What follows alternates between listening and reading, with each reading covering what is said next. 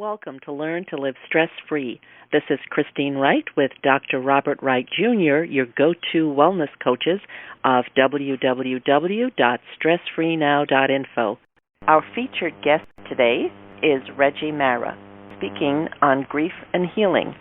Reggie is a certified integral master coach and a partner with Paradox Edge, a business coaching and consulting firm. He is also an educator and teaching poet.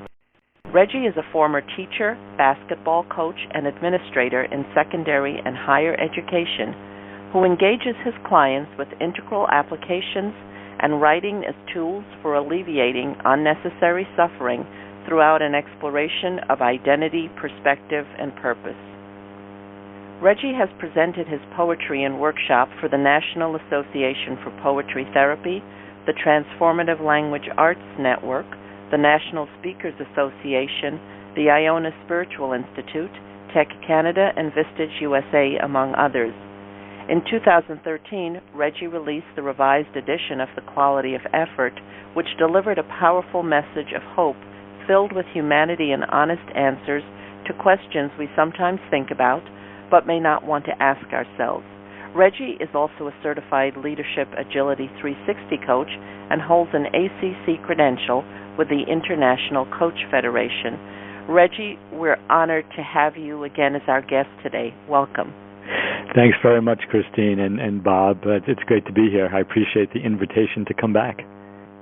Yes, Reggie, it's so good to have you back, and thank you for being our featured guest, and welcome to our audience. Reggie, you have been here before, but for those who haven't heard, could you tell us how you got to where you are doing the work you're doing now?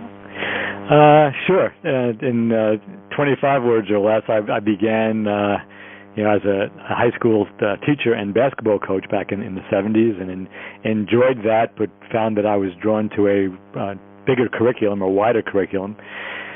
I had been writing since my late teens and early 20s, and I gradually set out to create my own curriculum around poetry writing as a tool for self-knowing and self-transformation. And in the mid-'90s found Ken Wilber's work as an integral model builder, I guess I would call him. That's just horribly reductionistic, but he probably saved me 10 or 20 years of work in terms of pointing to some things that made sense of what I had an inclination toward. And I've just been very fortunate moving forward to be able to find ways to integrate the poetry writing with integral coaching and just education at large as well, and the ability to just make some things up and see how they work has also played a role. So try some things out, and some of them work and some don't, and that's the risky part of stepping somewhere outside of the conventional way things are done. Oh, thanks, Reggie. Yeah, great. Reggie, how do you distinguish between grief and mourning? Okay, that's in terms of getting us started. For me, grief is the felt sense of emotional sense that I feel in my body. I think that we feel in our bodies after as a result of a loss. And I would define or characterize mourning as chosen behaviors, public behaviors, not necessarily out in the town square or village green, but the publicly visible behaviors that we use, the actual rituals we use to engage our grief. So where grief might be an overwhelming sense of loss or sadness, and it could be characterized by lethargy or confusion or just deep sadness. Mourning might be what we do in terms of a memorial service for a loss, or a ritual that we enact in order to externally begin to work with or on the grief. Reggie, that's so interesting that you would make that distinction. Since you mentioned Ken Wilber, what my mind automatically went to, and I know some people in our audience may not be familiar with Ken Wilber, but for those who are, when you gave your answer distinguishing grief and mourning, you mentioned that you saw grief as a felt sense. And so I was thinking from Wilbur Combs' matrix perspective, that would be in quadrant 1 and 2, and for the grief. And then I thought of the mourning as quadrant 3 and 4. So do you have that same perspective that it could be put into those categories? I would, yeah. I think I would tease that apart a little bit differently, and if that's all right. I definitely agree that the grief would be, and I'll just rather, because for people who are listening that don't know what we're speaking about in terms of quadrants, I would characterize the grief as an interior individual experience. That would be the upper left quadrant. That also can have some manifestation in the upper right or the exterior, because there's a bodily felt sense to it. It's real. You can feel it in your body, however you hold your sadness.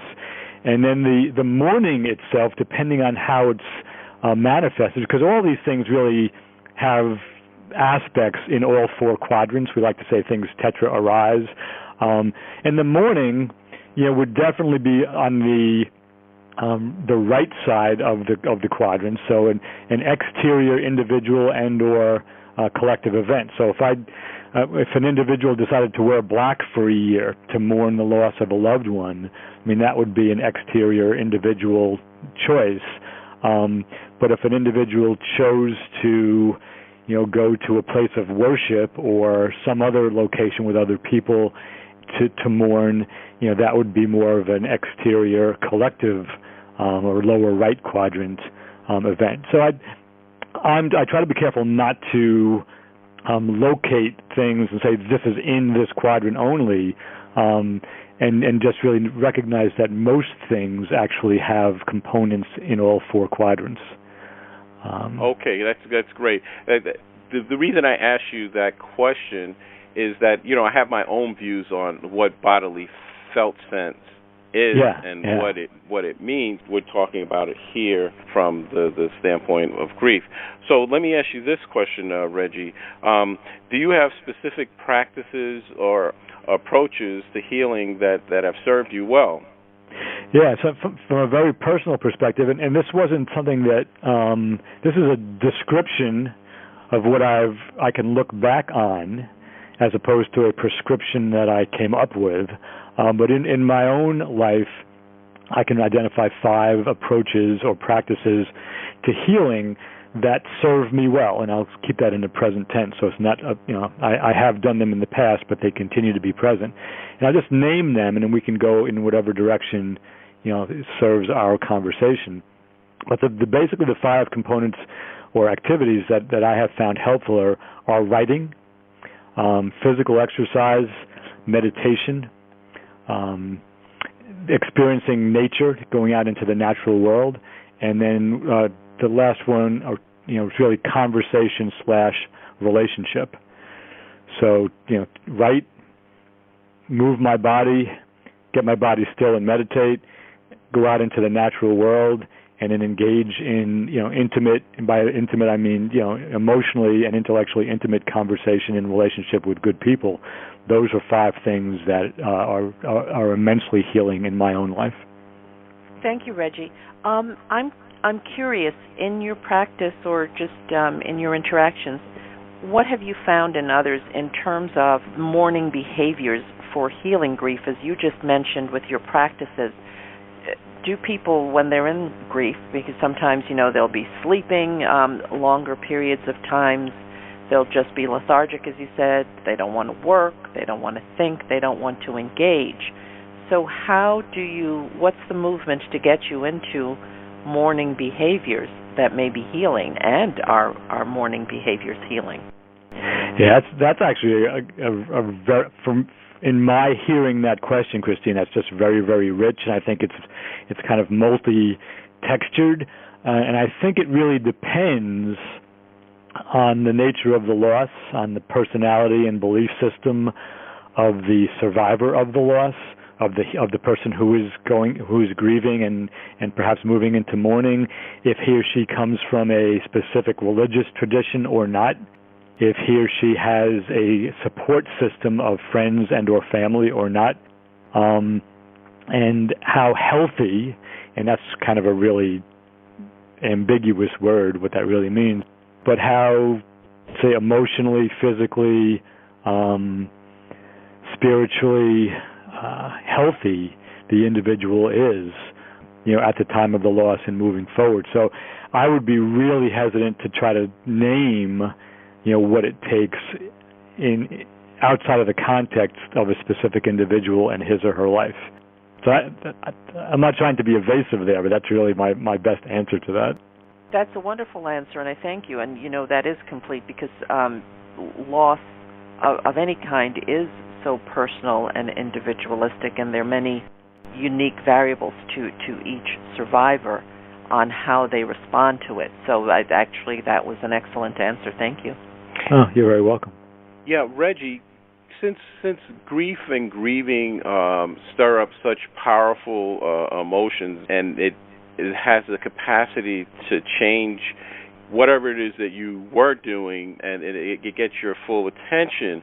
The thing is, I like to think of it as that if a long time ago someone said to me, if you live long enough, it's guaranteed that you will grieve. So I know in my own life I've had to wrestle with grieving, the loss of my mother at an early age. So my question to you is, for you, how do you hold the concept of healing in your own life, and whether it's on the felt sense level, but conceptually, how do you hold healing? Yeah, thanks for that question too. These are great questions, and I have to credit the language I'll use. I first came upon when I read John Kabat-Zinn's Full Catastrophe Living back in the early '90s, and because I think it's really true. I'll use language from that book that for me, healing, the primary trajectory of healing is first coming to terms with things as they are. In other words, peeling away my responses to things, how I wish things were, my desire for things to be different, my stories around what's true. To the best I can do that, and that's a real art form, as both of you know, to separate what's more or less objectively true in the world, to the extent that we can know that, from our stories about it. But really first settling into, coming to terms with what's true, whether it's just a couple of examples in my own life was, I took care of my own mom for 3.5 years, and then she passed away, and my sister took her own life. I've had a marriage ended. I had, on a more physical level, I had both my hips replaced 11 years ago. So there's different types of healing, but coming to terms with the reality of any one of those events, for me, is the first step in healing. Wow, Reggie, you said a mouthful there. Now, let me just drill down a little bit, because when you were talking, the answer that you gave, what the insight that I have is what we're really talking about here are deep levels of pain and hurt, and down to the core of our being. So could you just speak a little bit to that as a coach, and also as a human being, that this thing of dealing with the deep levels of pain and hurt, what do you think is a way to approach it? Given the life experience that you have now, you can look back retrospectively, and you've gone through these very, very painful things, and you're still standing. And so the thing is to recover and then heal. And I know we've had past conversations about, is it healing recovery, or is it recovery, or is it healing? And so at the core, we were talking about pain, and I wanted your take on that. Sure. So I'll differentiate between pain and suffering, because that's helpful for me to get clear. I think pain is what arises, whether it's physical pain or emotional pain, when we suffer a loss or an injury, and the suffering that comes along with that, and again, this is my take on it, is due to the story we have about the pain that we're undergoing or that we're experiencing. So what serves me the most in terms of, okay, I have real pain, the loss of a loved one, or the loss of a relationship, or the arthritic hips or whatever it happens to be in my case. So what is this? How do I hold that? What's the story I tell myself about this loss? And what really helps in the recovery or the healing for me, and I'm going to guess that this is, without projecting too much, true for most human beings, that the bigger space I have to hold my pain, the more inclusive a story I can tell about it, the less I'm going to suffer. So to give an example of that, some of the language that Kristen Neff, who is a researcher on self-compassion, uses, she speaks about one of the three components of self-compassion, which is really a healing component in my take, is that recognizing and remembering that I am part of this bigger common humanity, that I'm even bigger than humanity. I'm part of the universe, creation, whatever you want to call it. And within the context of the suffering around the world and on this planet, how do I hold my specific loss, knowing that other people are suffering or in pain, that they've suffered loss and are suffering loss? It's not about me and my pain. It's about the pain and my personal experience of it. So the broader perspective I'm able to hold my unique experience in, the better able I am to transcend my own pain and suffering, and then towards that and the end of healing. So I don't know if that made sense or not. Yeah, no, I understand that, and I would say that is a great left brain answer because what I was thinking about, how you were distinguishing between pain and suffering, I said, oh, that's so brilliant. But let me ask you this, and because I think for our audience, and I know for me personally, when you mentioned the aspect of the suffering and the story, of course that makes a lot of sense. What you said, sometimes are we going to be tied to victimhood, or are we going to be able to move on at some point? I wanted to ask you, what, from your perspective, what role does social support, play in the healing recovery process? Because I found in my own life that many people, they experience the death of a close loved one, and then people are there for them initially, and then 2 weeks or a month later, then everybody's gone, and then that's where it seems to me that the key support systems really need to kick in, because initially the person is still in one of those 5 phases of denial or numbness, etc., and so now you're a month or 2 months out, and the reality of the loss has really kicked in. The person is no longer there. They may be affected financially, etc.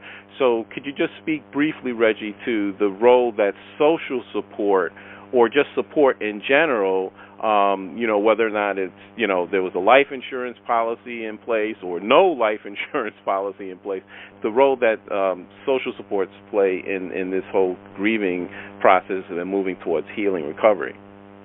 Yeah, I've found that as I get older, that's one specific aspect of what you're referring to as social support becomes increasingly important to me, and that's just relationship and conversation, of being able to speak about how I feel without being judged by the listener or listeners, and whether that's in a institutionalized, in the best meaning of that word, support group, or whether it's with close friends and family members with whom I feel safe. That kind of social support I think is invaluable. Obviously, yeah, if there's financial support and an infrastructure, just to be able to take care of the basic needs, that's important too.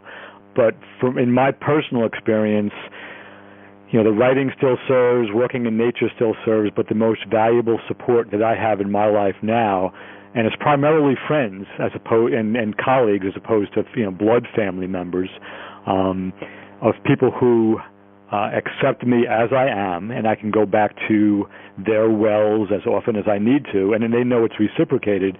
That, I think, Well, I won't project it, but I'll just say, at this point in my life, the coalition of people who accept me as I am is the most significant part of the process of healing. Thank you, Reggie. Thank you so much.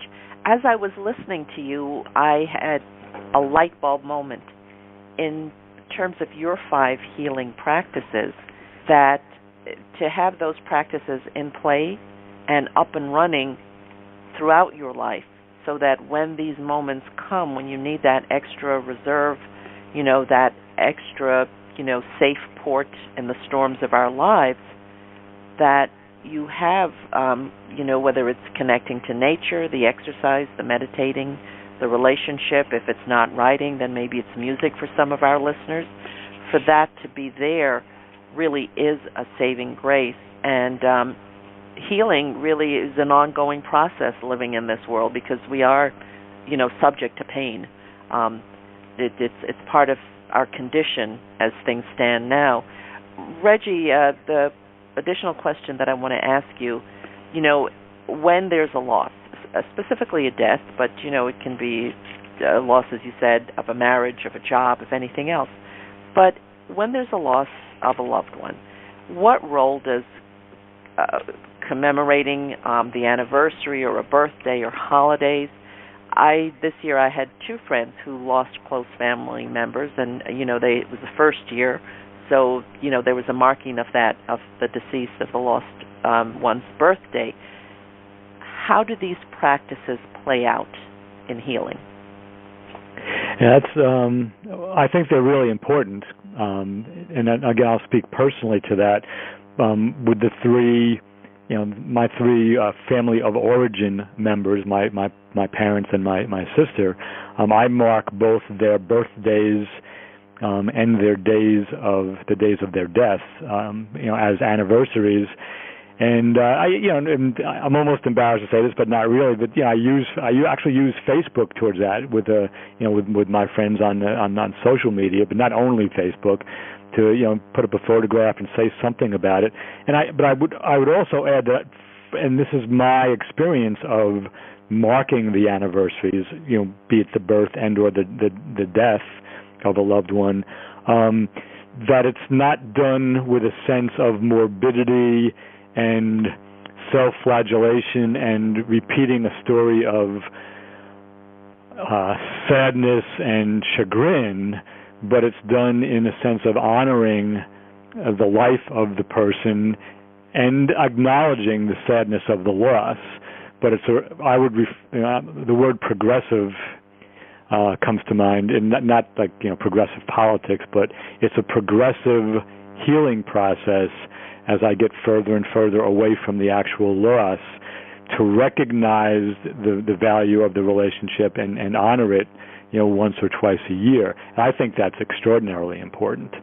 I mean, just as a short, specific example of that wasn't time-based, but at my father's funeral, at the end of the eulogy, and he was 88 when he died, and and a lot of sad people in the congregation. It was at a Catholic church, but I asked them to just stand up and clap for a life well lived, as opposed to being sad about the loss of someone they loved.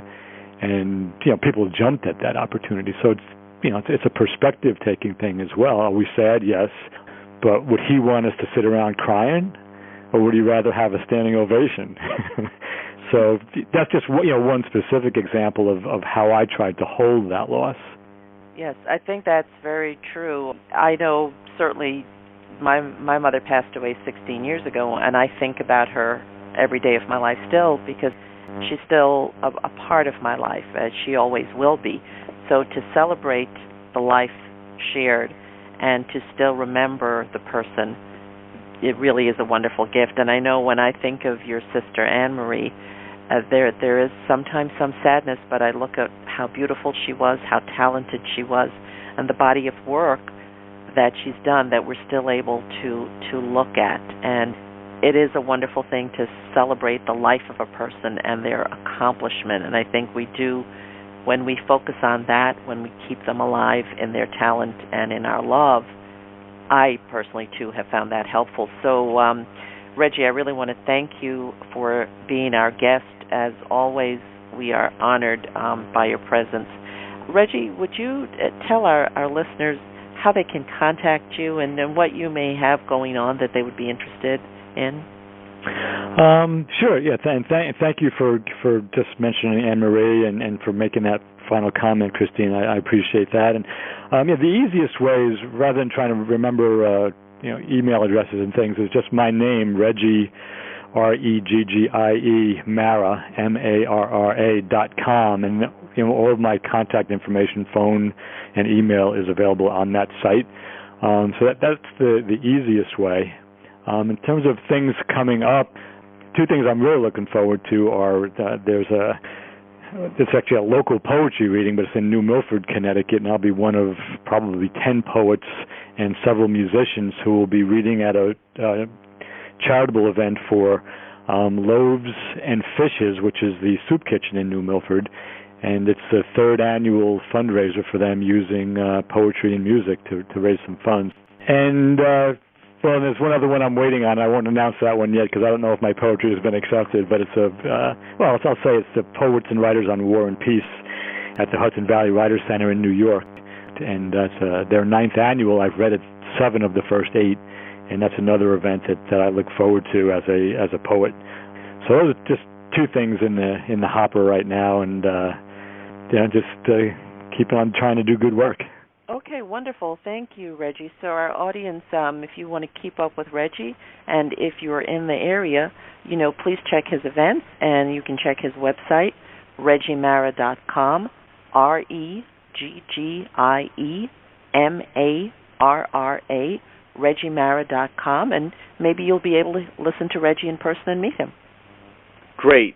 Thank you, Christine. Reggie, right before we wrap up, I just want to touch on this one point that you made that really resonated with me, and I'm have an intuitive sense that it will resonate with our audience. You mentioned safety and acceptance in the context of grieving. Can you just talk very briefly about how important that is and how that fits into what you do as a coach? Yeah, I appreciate the question around safety and acceptance. Maslow comes to mind, but the idea of safety and security as our basic lowest level needs, and then belonging a little bit above that or after that. Whether it's in the healing process or whether it's in a coaching setting or whether it's in my work as a poetry writing instructor, one of my goals is to create a safe space within which to coach and within which to invite people to write from the deepest part of themselves. My own experience in grieving is that I'm blessed with having a circle of really close friends with whom I feel 100% safe, literally 100% safe. I can show up whether I'm being goofy or grave, whether I'm grieving or whether I'm telling jokes, and I'm not worried about their being offended or judgmental. They'll be honest with me, which I appreciate, but I know that they accept me as I am, and they know I accept them as they are.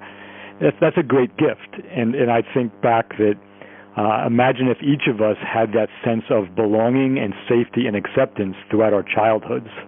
We would be much more functional and happy adults. Not that we're not functional and happy, but so I think that Maslow had those things right.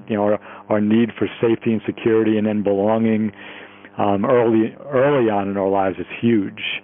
So that's a great question, and I think a really important item to focus on, Bob. So thanks for that question.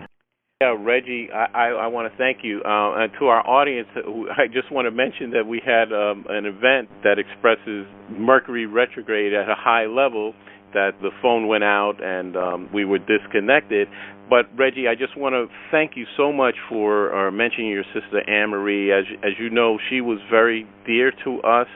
And right before the phone went out, I had just been thinking intuitively. I said, I had a sense. I said, Anne-Marie is here, and then the phone went out. So I don't know what that means, but I'm glad that we were able to get back to finish the call. And so I want to thank you for sharing with us, and I'm sure that you have helped many people in our audience. And so, Reggie, I want to thank you for your interview today and for being our featured guest. Would you just give us a close, Reggie, with what final thoughts or key idea would you like our audience to take away from today's broadcast? Yeah, sure. Probably in any given moment, whether I'm feeling or you are feeling elated or sad, is just to take a breath and ask, what's really happening here, but really ask that question in a deep way, not in a superficial way, as we might ask about our political opponents or something like that. But what's really true in this moment, to the extent that I can get out of my story and what's really true, and ask that question, see what comes up, and then make my next decision, whether it's going to be being still or saying something or taking action based on my best sense of what's really happening in this moment. And that's, I think, part of the healing process, is coming to terms with things as they are to the best of my ability in any given moment. So I'll leave you with that one. Well, Reggie, this will be a first. Your answer is so great that I am going to actually change my clothes.